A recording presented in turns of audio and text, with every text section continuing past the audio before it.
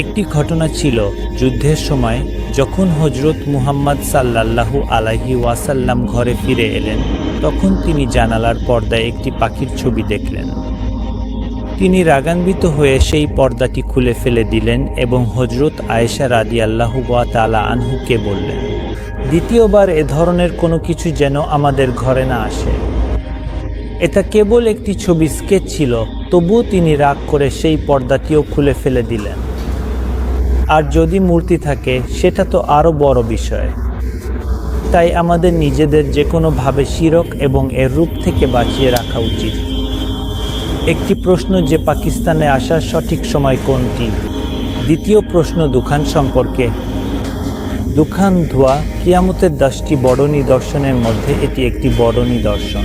ধোঁয়া তো নয়, আমি ধূলিঝড় দেখেছি। ফিলিস্তিনের কোনো এলাকায় যে বিল্ডিং তৈরি হয় তার বেসমেন্টে একটা বিস্ফোরণ ঘটে।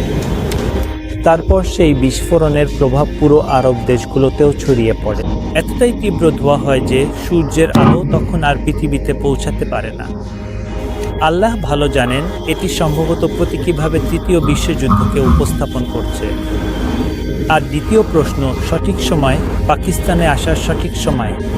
পাকিস্তানে আসার সঠিক সময় হচ্ছে যখন আপনি দেখবেন স্বপ্নগুলো অনেক বেশি ছড়িয়ে পড়েছে এবং যখন পাকিস্তানের পরিস্থিতিও ভালো হতে শুরু করেছে তখন। ইনশাআল্লাহ যখন শিরকের অবসান শুরু হবে, হ্যাঁ, আল্লাহর শাসন ব্যবস্থা রাসূলের সুন্নাহ অনুযায়ী প্রতিষ্ঠিত হলে, হ্যাঁ, তখন অর্থাৎ যখন আপনারা দেখবেন স্বপ্নগুলো অনেক বেশি ছড়িয়ে পড়েছে এবং যখন আমরা পাকিস্তানের ভেতর শিরক এবং এর রূপগুলো ধ্বংস করি এবং তারপর ইনশাআল্লাহ আল্লাহর সাহায্য পাকিস্তানে পৌঁছায়। কারণ আপনারা পাকিস্তানি নন যে পাকিস্তানে আসবেন। পাকিস্তানের বর্তমান পরিস্থিতি ভালো নয়। এখানে বসবাস করা খুবই কঠিন। যখন পাকিস্তানের পরিস্থিতি ভালো হবে তখন আপনারা পাকিস্তানে আসতে পারেন ইনশাআল্লাহ। জুম মিটিংয়ের জন্য আমরা শিরক এবং এর বিভিন্ন রূপ নিয়ে আলোচনা করব এবং আমি নিজের অভিজ্ঞতা শেয়ার করব কিভাবে স্বপ্ন আসতে শুরু করলো, কিভাবে আল্লাহ সাহায্য করলেন। আমরা কথা বলবো গাজওয়াতুল হিন্দ নিয়ে এবং বর্তমান পরিস্থিতি নিয়ে, এবং আমি শেয়ার করব কালো যুদ্ধ বিমান সম্পর্কে সাম্প্রতিক স্বপ্নগুলো, যে বিষয়টি ইতিমধ্যে তালহা ভাই অনুবাদ করেছেন। তাই আমি চেষ্টা করব এই স্বপ্নটি শেয়ার করতে ইনশাআল্লাহ। আসসালামু আলাইকুম কাসিম ভাই। কাসিম ভাই, আপনার কাছে আমার একটি প্রশ্ন আছে। আপনি বলেছিলেন আপনি একটি স্বপ্ন দেখেছিলেন যেখানে আর্মি চিফ এর স্বপ্নে রাসূল সাল্লাল্লাহু আলাইহি ওয়াসাল্লাম আসেন এবং তারপর আর্মি চিফ আপনার সাথে দেখা করেন এবং নিজের দেখা স্বপ্ন আপনাকে বলেন। আমার প্রশ্ন হলো, এখানে কি আপনাকে কোনো কৌশল শিখিয়েছেন? শিরক ছাড়াও কি কি পদ্ধতিতে, কিভাবে, কি পদক্ষেপ প্রথমে নিতে হবে, কি পদক্ষেপ পরে নিতে হবে পাকিস্তানের সংস্কার আনার ব্যাপারে? ওয়ালাইকুম আসসালাম। আর্মি চিফ যখন সাক্ষ্য পেয়ে যায় তখন আর্মি চিফ বিশ্বাস করে নেয় যে পাকিস্তানকে আগামীতে আসা ঘটনাবলিতে খুব বড় দায়িত্ব পালন করতে হবে এবং এর জন্য স্পষ্টভাবে বলা যায় যতক্ষণ পর্যন্ত পাকিস্তানের অর্থনীতি স্থিতিশীল না হবে, দেশ উন্নতি না করবে, ততক্ষণ এসব কিছুই হবে না। এমনকি এক স্বপ্নে আমি দেখেছিলাম পাকিস্তান আর্মিকে তাদের সদস্য সংখ্যা দ্বিগুণ করা উচিত, যাতে তারা আগামীতে আসা ঘটনাগুলো সহজে সামলাতে পারে। তো এই বিষয়ে শিরক ছাড়াও আমার অনেক স্বপ্নে এমন এসেছে যে কি করতে হবে। প্রথমত স্বপ্নে এসেছে যে সমাজের নিচের স্তরে গরিব অবস্থাকে সুখী সমৃদ্ধ করতে হবে। যখন নিচের স্তরে সুখ সমৃদ্ধি আসবে তখন এর প্রভাব উপরের স্তরে যাবে। তো এতে আমাদের বর্তমান রাস্তাগুলো এবং সুয়ারেজ সিস্টেম এগুলো স্বপ্নে এসেছে, এগুলো কিভাবে ঠিক করা উচিত এবং পুরনো স্বপ্নে দেখেছি আমরা এমন একটা অর্থনৈতিক ব্যবস্থা নিয়ে আসি যাতে ইউরোপ আমেরিকার দেশগুলো অবাক হয়ে যায়। এমন একটা ব্যবস্থা, বিশেষ করে স্বাস্থ্য ব্যবস্থার, যেখানে আমরা টাওয়ার বসাই, যেমন এখন মোবাইল নেটওয়ার্কের টাওয়ার আছে। টাওয়ারগুলো মানুষকে স্ক্যান করে দেখে কারো মধ্যে কোনো রোগ গড়ে উঠছে কিনা, যেটা হয়তো তারা নিজেরাও জানে না। অনেক সময় তো মানুষ টেরই পায় না যতক্ষণ না উপসর্গ আসে, কিন্তু এই টাওয়ারগুলো উপসর্গ আসার আগেই রোগ শনাক্ত করে ফেলে, এই রোগ ধরে ফেলে এবং এই টাওয়ারগুলো অ্যালার্ট দিয়ে দেয়। এছাড়া আমাদের রাস্তাগুলোর চারপাশে এমন কিছু মেশিন থাকে যেগুলো থেকে ধরুন কুয়াশা, মিস্ট এর মতো কিছু বের হয়, যেটা আশেপাশের ভাইরাস ব্যাকটেরিয়া মেরে ফেলে। কারণ স্বপ্নে দেখেছি ভাইরাস ব্যাকটেরিয়া বেশি ছড়ায় রাস্তাঘাট দিয়ে, মানুষ চলাফেরা করে সেখান থেকেই ছড়ায়, এজন্য এই ব্যবস্থা। এভাবেই স্বপ্নে দেখেছি। পর দেখেছি পাকিস্তানে এত সুখ সমৃদ্ধি আসে যে আপনি কোনো গরিব মানুষ খুঁজে পাবেন না, কারো কোনো খাবারের বা অন্য কিছুর প্রয়োজন পড়ে না। এতটাই আল্লাহর রহমত ও বরকত দেখেছি। কিন্তু এটা তখনই সম্ভব হয় যখন আমরা শিরক ও এর রূপ থেকে নিজেদের বাঁচাতে শুরু করি। কারণ সূরা সাবায় আল্লাহ একটি জাতির কথা বলেছেন যারা সব দিক থেকে সুখী ছিল, কোনো খারাপ কাজ করত না, সবাই ভালো মানুষ ছিল। আল্লাহ তাদের 2টি বাগান দিয়েছিলেন যেগুলোতে প্রচুর ফল হতো, তারা সেই ফল বিক্রি করে তাদের অর্থনীতি চালাতো। তাদের সুখ সমৃদ্ধি ছিল এই বাগানগুলোর কারণে। কিন্তু ধীরে ধীরে তারা বলতে শুরু করলো, এই বাগান তো আমাদের, আমরা পরিশ্রম করি বলেই এত ফল হয়। তখন আল্লাহ সেই ফলগুলোকে নিষ্ফল করে দিলেন। তারপর আল্লাহ সেই জাতিকে জিজ্ঞেস করলেন, এখনও তো তোমরা আগের মতোই পরিশ্রম করো, তাহলে আগের মতো ফল কেন হয় না যেগুলো বিক্রি করতে পারো বা খেতে পারো? অর্থাৎ তারা আল্লাহর উপর ভরসা ছেড়ে নিজেদের পরিশ্রমের উপর নির্ভর করেছিল। এটাও এক ধরনের শিরক, আল্লাহ ছাড়া অন্য কারো উপর ভরসা করা। তাই যতক্ষণ না আমরা শিরক এবং এর রূপ থেকে নিজেদের বাঁচাতে পারব, ততক্ষণ আল্লাহর সাহায্য আশা করা চিন্তাও করা যায় না। এটাই আমি বলবো। আমি মনে করি স্বপ্নগুলো ছড়িয়ে যাবে, এর মানে হলো যখন অনেক মানুষ এই স্বপ্নগুলোতে বিশ্বাস করবে, যেমন আমরা এখানে একত্র হয়েছি। তারপর আমি মনে করি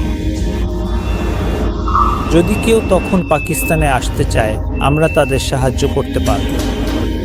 স্থানীয় সহায়তা ছাড়া আপনাদের সবার জন্য কঠিন হবে পাকিস্তানে বসবাস করা। যদিও বর্তমান পরিস্থিতিতে আল্লাহর সাহায্যে স্বপ্নগুলো ব্যাপকভাবে ছড়িয়ে পড়ছে। পাকিস্তানে অনেক মানুষ রয়েছে যারা স্বপ্নে বিশ্বাস করেন। তবুও আমি বলছি আরও একটু অপেক্ষা করতে। যত বেশি মানুষ স্বপ্নে বিশ্বাস করবে, তত বেশি আগে আপনাদের পাকিস্তানে আসা সহজ হবে। এটা তাদের জন্য পাকিস্তানে বসবাস করতে বেশি সহজ হবে, কারণ তখন তারা বেশি সহায়তা পাবে। কিন্তু তবুও আমি বলবো পাকিস্তানে আসার জন্য সঠিক সময়ের অপেক্ষা করতে, ইনশাআল্লাহ। লোকে বলে আল্লাহকে প্রথম প্রাধান্য দিয়ে থাকি, কিন্তু তাদের কাজে প্রথম বা সর্বোচ্চ প্রাধান্য প্রাপ্ত নয়। মানে লোকে কথার মাধ্যমে শিরক করে, তারা বলে তারা আল্লাহকে প্রথম প্রাধান্য দেয়, কিন্তু তাদের আমলের দিক থেকে প্রথম প্রাধান্য হয় না, নিজেকে বেশি প্রাধান্য দেয়। আমার মতে এই বিষয়ে যেমনটা ইরফান ভাইও বলেছেন, এই বিষয়টা আল্লাহর নাফরমানি, অবাধ্যতার মধ্যে আসে, শিরকের মধ্যে নয়।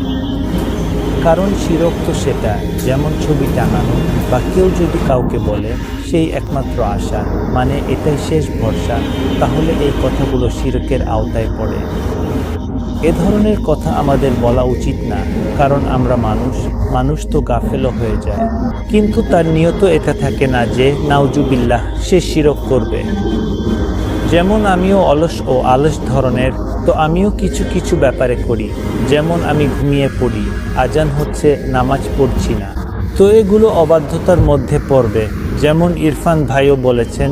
কিন্তু এগুলো শিরকের মধ্যে পড়বে না। শিরকের মধ্যে পড়বে সেই সব কথা, যেমন অহংকার, গর্ব বা কারো সম্পর্কে বলা যে সেই শেষ ভরসা, এই জিনিসগুলো শিরকের মধ্যে পড়ে। যেমন একবার স্বপ্নে আল্লাহ আমাকে বলেছিলেন, যখন তুমি হাঁটো তখন মাথা নিচু করে বিনয় নিয়ে হাঁটো। এরপর থেকে আমি মাথা নিচু করে বিনয় নিয়ে হাঁটতে শুরু করলাম। কেউ একজন বলল, আপনি তো সবসময় মাথা নিচু করে হাঁটেন। তারপর আরেক স্বপ্নে খাতামুন নবী মুহাম্মদ সাল্লাল্লাহু আলাইহি ওয়াসাল্লাম আমাকে বললেন, কাসিম, তুমি এই নিয়তে মাথা নিচু করে হাঁটো যে যদি আমি মানুষ না হতাম, দুনিয়ার কাজ না থাকতো, তাহলে আমি সবসময় আল্লাহর সামনে সিজদায় থাকতাম। এই নিয়তে তুমি মাথা নিচু করে হাঁটো। তো এর মানে এই নয় যে এগুলো অবাধ্যতার মধ্যে পড়বে, কারণ মানুষ খুবই দুর্বলভাবে সৃষ্টি হয়েছে। আমি নিজেও। এখন তো নয়, যখন আমি আল্লাহর ওয়াদার অপেক্ষা করতাম তখন আমার মনেও আসতো আল্লাহর ওয়াদা কখনো পূরণ হবে কিনা। তারপর এক স্বপ্নে দেখলাম আল্লাহ যেসব ওয়াদা আমার সাথে করেছেন শেষ ওয়াদা পূরণ করেন। এবং আল্লাহ আমাকে বলেন, কাসিম, এখন তো তোমার আমার প্রতি কোনো অভিযোগ নেই তো? আমি আমার সব ওয়াদা পূরণ করেছি। আমি আল্লাহকে বলি, হে আল্লাহ, শুধু আমাকে একজনকে হত্যা করার অনুমতি দিন। তখন আল্লাহ খুব দ্রুত আমার দিকে আসেন। এটা না যে আল্লাহ জানেন না আমি কাকে হত্যা করতে চাই, আল্লাহ জানেন। আল্লাহ দ্রুত আমার দিকে আসেন এবং বলেন, কাসিম, কি হয়েছে? তুমি কাকে হত্যা করতে চাও? তখন আমি আল্লাহকে বলি, আল্লাহ, আমি নিজেকেই হত্যা করতে চাই, কারণ আমি সব সময় আপনার ওয়াদা নিয়ে সন্দেহ করেছি। তখন আল্লাহ বলেন, কাসিম, আমি মানুষকে খুবই দুর্বল করে সৃষ্টি করেছি, তাই এসব উল্টাপাল্টা চিন্তা করা বন্ধ করো। এসো, আমি তোমাকে বাড়ি পৌঁছে দিই। তো মানুষকে আল্লাহ খুব দুর্বল করে সৃষ্টি করেছেন, তাই এই বিষয়গুলো অবাধ্যতার মধ্যে পড়তে পারে, কিন্তু শিরকে নয়, কারণ আল্লাহ মানুষকে দুর্বল করে সৃষ্টি করেছেন। মানুষ খুবই দুর্বল। কাসিম ভাই, পরের প্রশ্ন। কাসিম ভাই এর কি এই মুহূর্তে কোনো দেশ ভ্রমণের কোনো পরিকল্পনা আছে? তিনি কি এই বছর ইন্দোনেশিয়ায় আসবেন? গনি জিজ্ঞেস করছেন। আমি সব সময় চাই আমি যেন আপনাদের মতো হতে পারি। সিরিয়াসলি, আপনাদের দেখলে আমার সব সময় ইচ্ছে হয় আল্লাহ যদি আমাকে আপনাদের মতো বানাতেন, তাহলে আমি বিভিন্ন শহর ও বিভিন্ন দেশে গিয়ে অন্য মানুষের সঙ্গে দেখা করতে পারতাম। কিন্তু আল্লাহ আমাকে এমনই বানিয়েছেন, তাই আমার অন্য দেশ ও অন্য শহরগুলো ভ্রমণ করার একটি পরিকল্পনা আছে। কিন্তু আমি অলস, খুবই অলস। দেখা যাক আল্লাহ কবে এই ইচ্ছাটা পূরণ করেন। ইনশাআল্লাহ আমি ইন্দোনেশিয়া, মালয়েশিয়া, বাংলাদেশ এবং আরও অন্যান্য দেশ ভ্রমণ করব। ইনশাআল্লাহ যুক্তরাষ্ট্রেরও ইনশাআল্লাহ।